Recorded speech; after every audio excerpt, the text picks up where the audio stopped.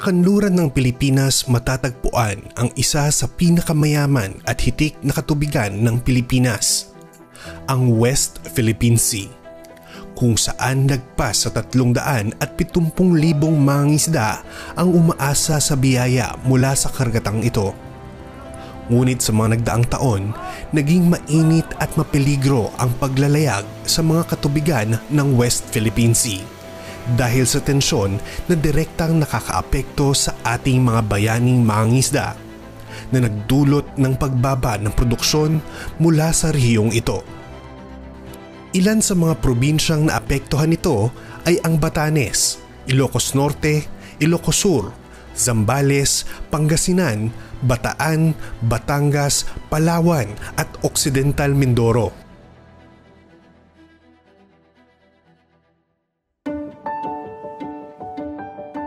Upang masuportahan at mapataas ang antas ng pamumuhay ng mga mangingisda sa palibot ng West Philippine Sea, ang pamahalaan sa pamamagitan ng DAB-FAR ay naglunsad ng isang proyektong pinamagatang Layag West Philippine Sea o Livelihood Activities to Enhance Fisheries Yields and Economic Gains from the West Philippine Sea na isinagawa ang soft launch noong nakaraang Hunyo ng 2023.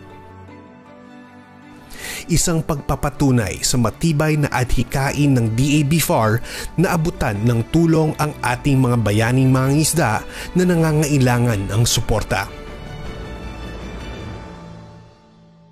Tayo po ngayon ay naglalayag sakay ng MV DAB-FAR bilang bahagi po ng paglulunsad ng isang proyekto na inilunsad natin formally ngayong araw. Ito pong tinatawag natin na Layag WPS.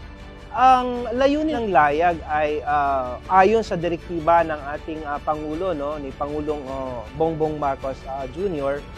na abutin yung mga baybayong komunidad at maiparating sa kanila yung suporta ng pamahalaan. At kabilang dito, syempre, yung mga mangingisda ng West Philippine Sea. Kinikilala natin ang mga hamon sa ating mga mangingisda. Gumagawa tayo ng paraan para mabigyan natin ng akbang tugon ang ganitong mga isyu at ganitong mga hamon sa ating mga mangingisda. Dahil gusto nating maramdaman ng ating mga mangingisda na sa kabila ng mga hamon na ito, nandyan ang pamahalaan, handang tumulong, nandyan ang pamahalaan na tumbasan ang kanilang pagsusumikap at pagpupunyagi. Sa 150 benepisyaryo, 100 dito ay mga mangingisdang makakakuha ng gill nets, FRP boats at iba pang mga kagamitang makakatulong sa kanila sa kanilang pangingisda. Samantala, 50 dito ay mga kababaihang mangingisda na tuturuan ng iba't ibang mga post-harvest training at mga post-harvest equipment na makakatulong sa kanilang pamilya na magkaroon ng karagdagang mapagkakakitaan. Layunin ng Layag WPS na palakasin ang kakayahan at kapasidad ng mga mangingisdang Pilipino sa WPS sa pamamagitan ng suportang moderno at angkop ng mga bangka at kagamitang pangisda, pagpapababa ng post-harvest losses at responsableng pamamahala ng pangisdaan na nakaayon sa mga batas at regulasyon. Ito ay nakatuon sa ating UPE na mapaunlad ang buhay at kabuhayan ng mga mangingisda at makapag-ambag ng malaki sa sektor sa pagkamit ng seguridad sa pagkain. Sa okasyong ito, 150 benepisyaryo na karamihan mula sa Central Luzon at Ilocos Region ay tatanggap ng livelihood support at post-harvest training para sa ating mga kahababaihang mangingisda. Sa unang paglalayag ng mga bangkang ito, ipinagdiriwang natin hindi lamang ang formal na paglulunsad ng Layag WPS, kundi maging ang pagsimula ng isang makahulugang paglalakbay para sa ating mga mangingisda. The DAB-FAR commits to the task of empowering the Filipino fisherfolk and ensuring that this program is justly and equitably implemented. Gamit ang mga bagong bangka, ang ating mga mangingisda ay sama-samang maglalayag sa mga payaw palibot ng West Philippine Sea upang mapakita kung gaano kaepektibo ang mga payaw bilang fish aggregating device. Matapang nilang isinuong ang alon upang ipakita sa ating mga kababayan ang pangingisda gamit ang kanilang natanggap na 62-footer fiberglass boat at steel-hulled fishing vessel. Gusto lamang nating maipakita na talagang nagagamit ng ating mga mangingisda yung mga ipinamimigay nating kagamitan. At gusto rin nating ipakita ang yaman ng West Philippine Sea. Kaya mangingisda po tayo, kasama po itong mga barko ng pamahalaan. Gusto rin nating ipakita ang payaw, no? Bilang isang passive gear, bilang isang pamamaraan sa pangingisda na hindi nakakasira ng ating karagatan. Kasi nga isa itong passive gear. At yung gusto mo nating mga i-showcase sa ating mga kababayan na ganito ang pagpupunyagi ng ating mga mangingisda na sinusuong nila ang alon, pero ito ay nagiging madali dahil kaagapay nila ang pamahalaan at ito'y nangyayari sa pagbibigay ng mga kagamitan sa kanila sa kanilang pangingisda. Masaya po, ma'am. Sa katunayan po, marami po mga mangingisda matutulungan katulad po ng binigay ng Bipar na yan. Like nga po nung binigay ng Bipar na yan na barko na yan, hindi naman po yan ipundar ng isang mangingisda na kagaya namin. Ang ano ko, ma'am, sa experience ako, talagang maganda pa rin ang nahuhuli na payaw. Kahit hook line, maganda po nahuhuli. Binigyan po kami ng Bifar po ng kagamitan po sa katulad po yung nag-training po kasi kami doon sa tuna battling po, ma'am. Tapos nagbigay po sila ng gamit para po may pagsisimulan po kami. Para makatuwang po ng mga asawa po namin na pumupunta po sa West Philippine Sea. So malaking bagay po sa amin itong binigay po nila sa amin na ito, ma'am.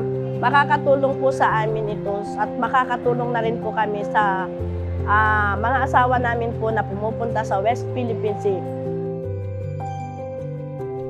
Sa pamamagitan ng mga kagamitan at pagsasanay ng mga ito, inaasahan ng DA-BFAR na makakatulong ito upang mapalapit ang pamahalaan sa ating mga bayaning mangingisda, palakasin ang kakayanan ng ating mga mangingisda upang makapangisda sa mayamang karagatan ng West Philippine Sea, mabawasan ang post-harvest losses, hikayatin ang sustainableng pangingisda na nakaangkla sa batas pangisdaan, palakasin ang interagency collaboration upang masiguro ang angkop na tulong sa ating mga mangingisda sa palibot ng West Philippine Sea at pataasin ang produksyon ng isda mula sa West Philippine Sea upang makatulong na makamit natin ang kasiguraduhan sa pagkain.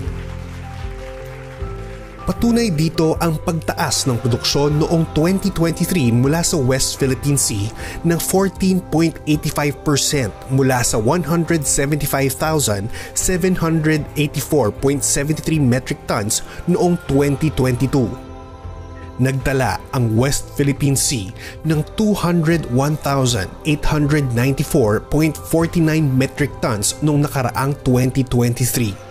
Na nag-ambag ng 11.87% sa total marine capture fisheries noong 2023 kumpara sa 9.69% noong 2022. Makikita din ang pag-akyat ng inambag ng West Philippine Sea sa kabuoang fish production ng Pilipinas na 4.74% noong 2023 mula sa 4.05% noong 2022.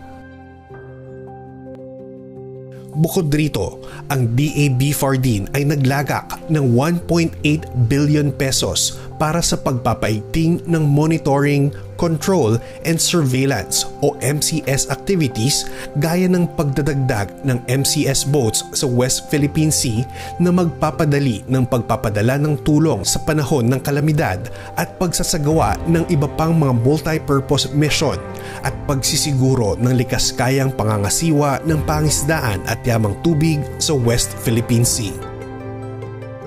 Sa ilalim ng proyektong ito, magdadagdag ang DA-BFAR ng 2 panibagong MCS patrol vessel, isang food boat, pagpapatupad ng Integrated Marine Environment Monitoring System o IMEMS sa palibot ng West Philippine Sea, at pagpapatupad ng Information Systems Strategic Plan o ISSP upang masiguro na ang mga layunin ng DABFAR sa rehiyong ito ay makakamit gamit ang mga impormasyon at teknolohiya. Bilang dagdag na interbensyon, ang DABFAR din ay magtatayo ng aquafeed mill at Community Fish Landing Center o CFLC upang makatulong na papabuti ang post-harvest losses at magkaroon ng karagdagang mapagkakakitaan ang ating mga mangisda.